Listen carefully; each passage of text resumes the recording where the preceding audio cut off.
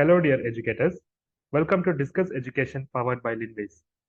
And this is Knowledge Series where we discuss education with an eminent academician.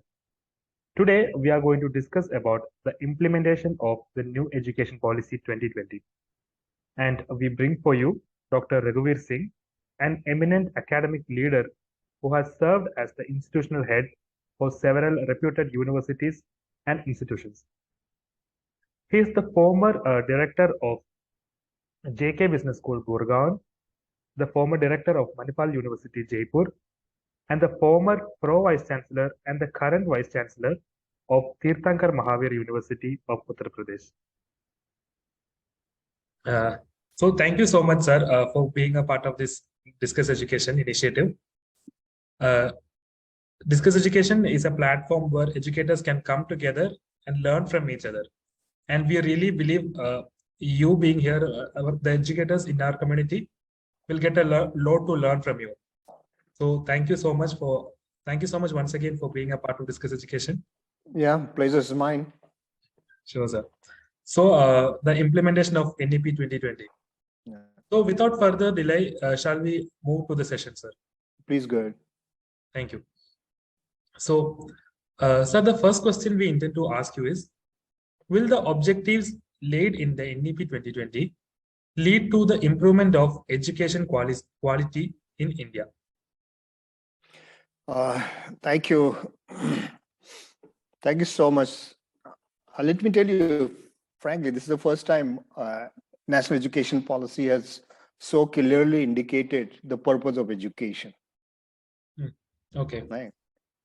If you look at the preamble of education policy, it clearly states the purpose of education is to prepare people to face realities of the life, to be a good human being, a strong character, relevant to the society, and have a greater awareness of our traditional systems and processes with great values and respect the environment. So it's quite broad-based. And that is what it is all about, holistic education. See, when you look at a human being, and when it comes to educating, it has to be the entire person to be educated, not just one aspect, that is mind. Right? Yes. If we look at for last 75 years, we in India have been emphasizing a lot on lower level of thinking when it comes to mind. Lower level of thinking, and lower level of thinking includes remembering and understanding only. What to do with the knowledge, right? And when to do with what knowledge was never ever emphasized. And this is the first time where the education policy clearly states that it has to be all about skills. It has to be all about student-centered learning. It has to be all about outcome-based learning. Okay. So education, objectives are very clearly laid out in the policy. Okay. Okay. So, hello, sir. I'm still audible. Go ahead. Okay. Yeah. Okay, sir. So, adding to that, the next question is, will the implementation of various provisions by the UGC lead to the enhancement of education quality? Yeah, Siddharth, let me first tell you what is education quality means. Yes. And a lot of people have their own ideas about education quality. That's good, not an issue. But definitely, the word quality is very subjective. So yes, if I establish an analogy of education,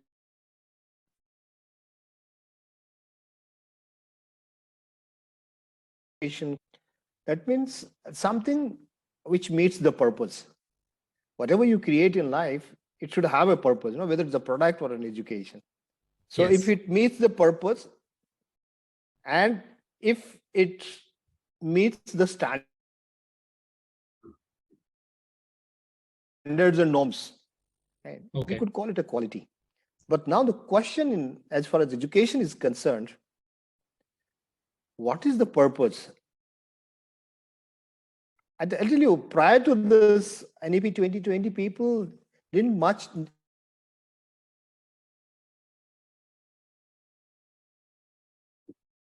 understand, and marks as such has got nothing to do with education. Yes, sir. I agree. Okay, but it's so unfortunate that in our society, our education levels are equated with marks, which is so unfounded. So when it comes to norms and standards, see, what is the standard in education? Is the percentage of marks a standard? No. Standard is the predefined objectives of education. And those predefined standards of education relates to the what are outcomes. And outcomes also on 3 different domains. The first domain relates to your cognitive, that is thinking, that is your brain. Second domain relates to your psychomotor skills, that is your ability to do things, right? And the third one deals with affective component, that is your people skill, what's so-called or so non-popularly soft skills. So your pre-defined objective has to be there in all these 3 domains.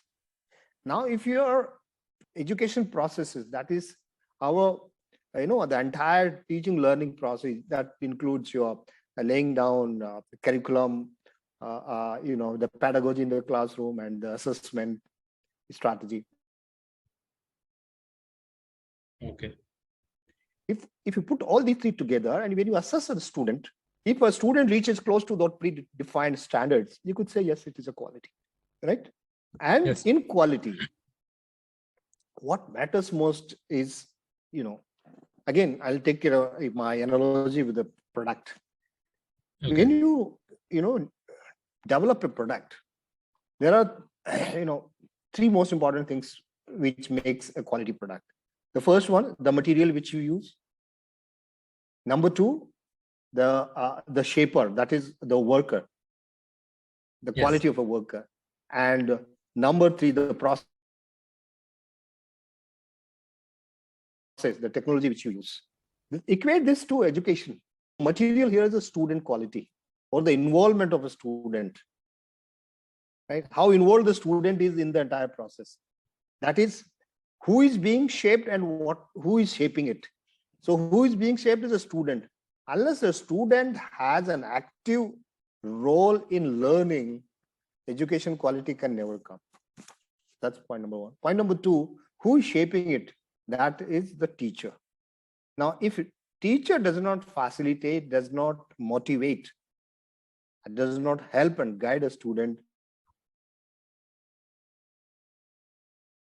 it cannot be a good quality. And third, of course, the way we teach, both inside the classroom and outside the classroom. Please understand that the learning is not restricted to the classroom alone.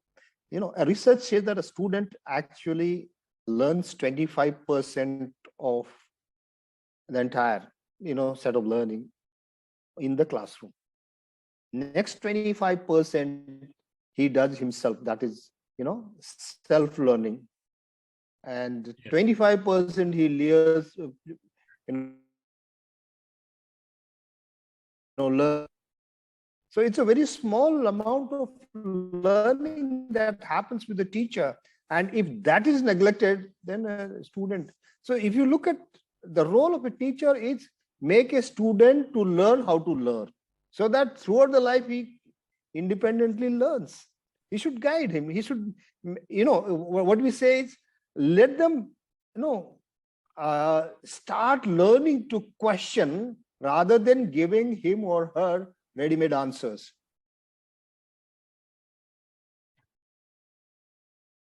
If you give ready-made answers to a student, you can never develop his thinking. And if you don't develop his thinking, a student can never ever be future ready. And when it comes to implementation, there are 2 levels of implementation. One is at macro level and another is at a micro level. Okay. Macro level is regulatory bodies in our country, right? And Okay. micro level is within the institutions.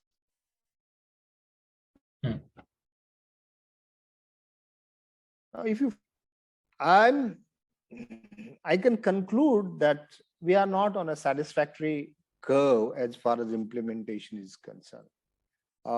At micro level, institutions do not have a wherewithal, that is the resources to put this into implementation. We might be able to create a structure in form of a curriculum, but bringing it down on the ground, you need a huge amount of resources, which is only very few institutions have as of now. Now, when you talk about education in India, it's not those institutions which are, cream in large towns and reputed institutions. Education in India lies in the villages and small towns. 90% and more students are there in that part. Just imagine. People don't even understand what is interdisciplinary.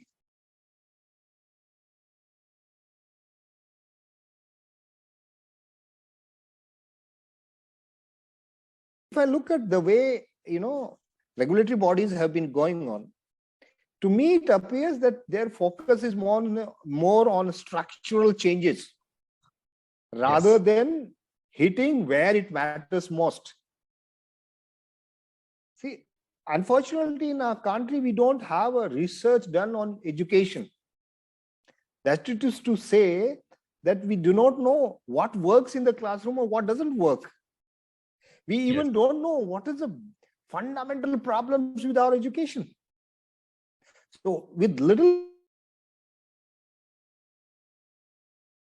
understanding of mine, I am able to conclude that there are two most important problems of education in our country. Number one, students are disinterested what's going on in the class. Number two, they don't like to attend the class. Right? And why they are disinterested? Because teachers have not been equipped to change themselves according to the modern times. They're not been trained. Okay. Therefore, they do not understand or do not ever practice how to be relevant in the classroom. It's a big question. Unless these two things are taken up, I don't think the implementation would be of success. It doesn't matter to a large part of students, whatever the, regulatory bodies are doing today. For example, putting so much of emphasis on, say, for example, allowing foreign universities in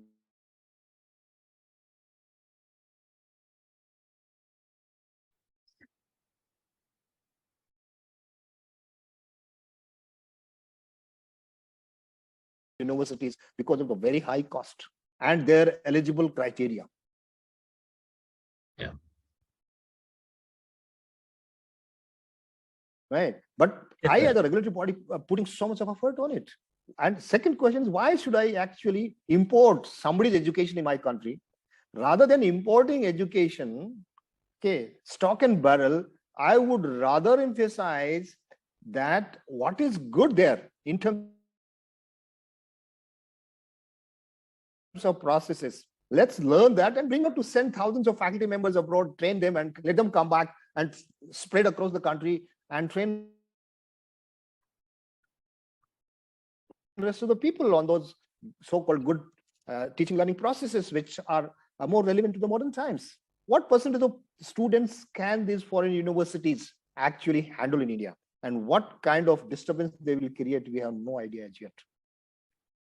Okay, that's point number one. Point number two, we say, okay, multi-exit, multi-entry, it is not going to affect large number of students, maybe a small portion of students, right? Similarly, 4 year of degree in BCom or BA or BSc, a very insignificant students, part of the students would be interested. So there are a number of, in recent times, number of guidelines which has come. So to conclude, whatever has been happening for last 1 year in terms of implementation, I'm actually been enticed to conclude in a way that our behavior has been more like an electric current. Like an electric current, we have a tendency to take the easiest path and avoid the path which is very, very difficult, have more resistance, okay, and might require huge amount of work for us. So it's easy for me or for anybody else to develop certain guidelines and send it across. But what matters most is, can you change what is happening in the classroom? Yes, sir. So That's an issue. So I have the question mark on implementation as of now. okay, sir. So what we can do with the limited resources or the resources that we have right now is we can focus on who is teaching and how they are teaching. Like we can invest in our teachers to train them to deliver the education they provide in a much better way. So yeah, there is a technical term called co-creation. Yes, co-creation. Yeah. So I would rather emphasize on taking the students along. Okay. Understanding their problem. Because in implementation, there has been just one guideline how to improve teaching through a modern pedagogy. So if I send a guideline, will that improve? If it was so easy, then people would have accessed all these guidelines on the net. It is available freely, not an issue. Yes. But the issue is motivating the person who is affected most. And in my mind, it's the student who is affected. And second in line is the faculty who is affected. See, Yes. It's in higher education in India, the faculty is never trained on education domain. Never. Right. And even subsequently, like if I'm in leadership position, no one has ever trained me even for a week on how to handle academic leadership challenges. Of course, we have learned over a period of time, some of us. I learned it with hard thumb. And but unless otherwise, see, there is a two thoughts of school in this. One is called organic way of developing self.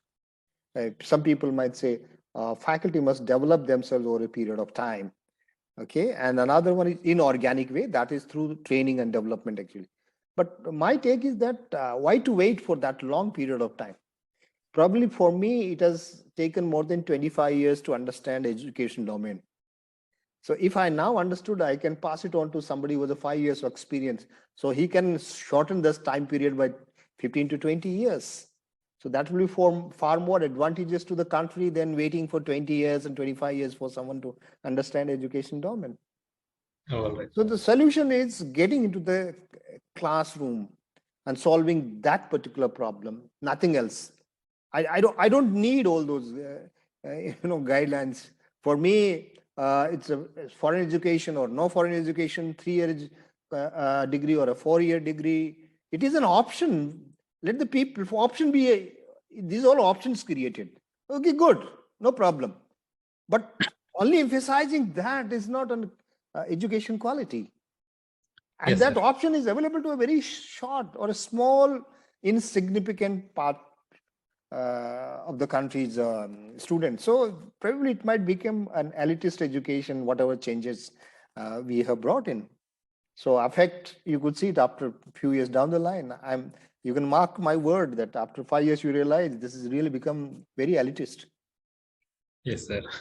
All right. Okay. Yeah. So with that, sir, we can move to the next question. Yeah, please go ahead. Yes. Sir, can you discuss the role of teachers in the new education policy and how they will be trained and supported to deliver these objectives? Now the question is, who is going to support and train them? Yes, sir. This is a big question. And you have a huge number of teachers who are required to be trained. It's an enormous amount of task.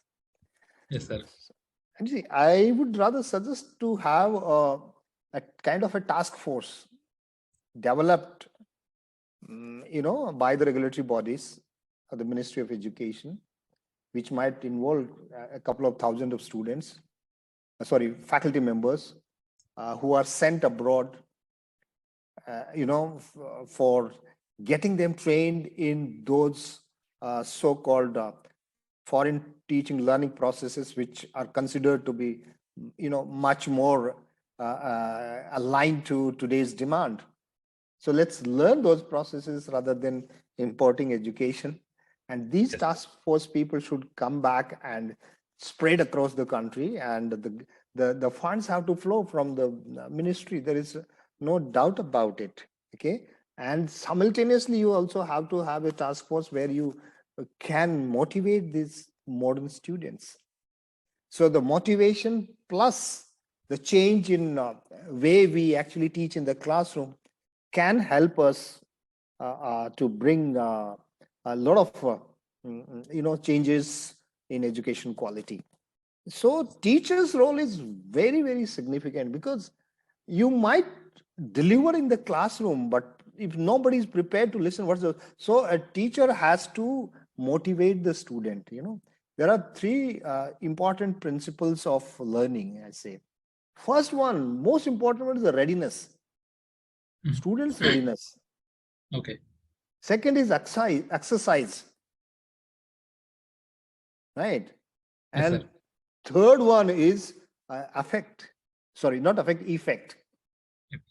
So if students are not ready, you might have best of the facilities, best of the teacher, there's no point.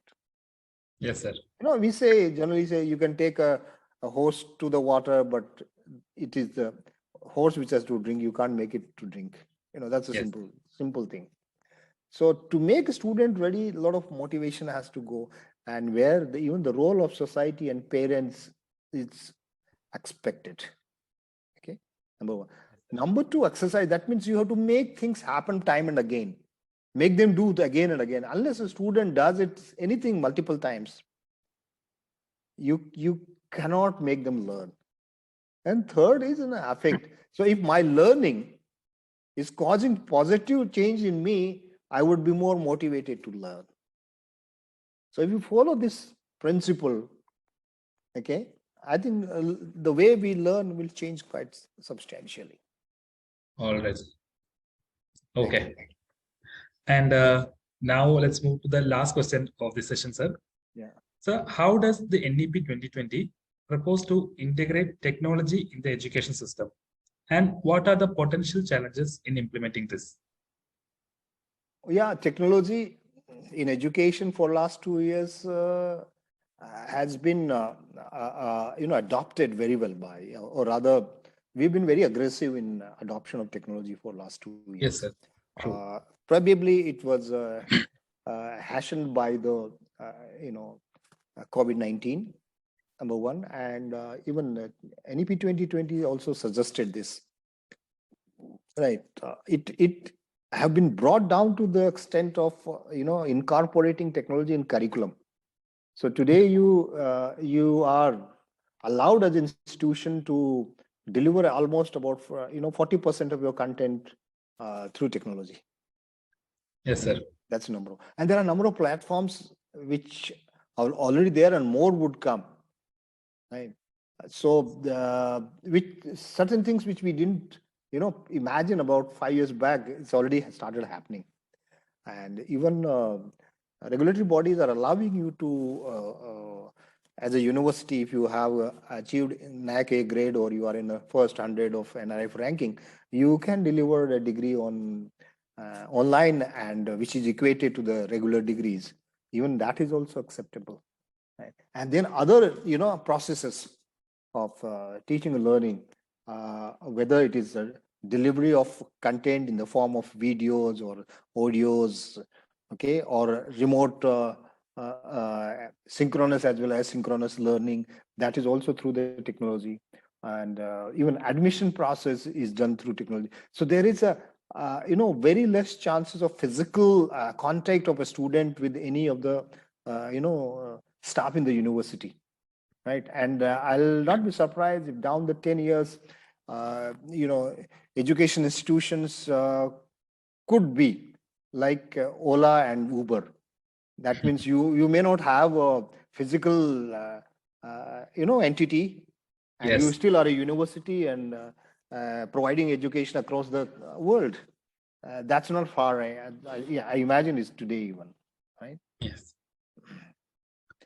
So all processes, including your examination, your admissions, your fee submission, and whatnot, everything is happening on technology today. The life has become much easier both for students, administrators, and even the faculty. Yes, there will always be certain limitations. No, your virtual reality and augmented reality, which is already started coming to the market and probably would be very predominant in next few decade or so, and it will be available at a much lower cost. So its application, especially for skilled, procedural knowledge, not skilled procedural knowledge, would be far more in place. However, you would realize over a period of time there will be something which will be missing is emotions, the physical touch, the connectivity, the people, so a lot of things a student learns beyond the content and skill to be a perfect human being. Probably that will be missing. And as of now, I don't know what could happen 10 years down the line. Using higher order thinking through technology is difficult as of now. Yes, sir. What happens subsequently, I don't know. I don't want to rule out that possibility.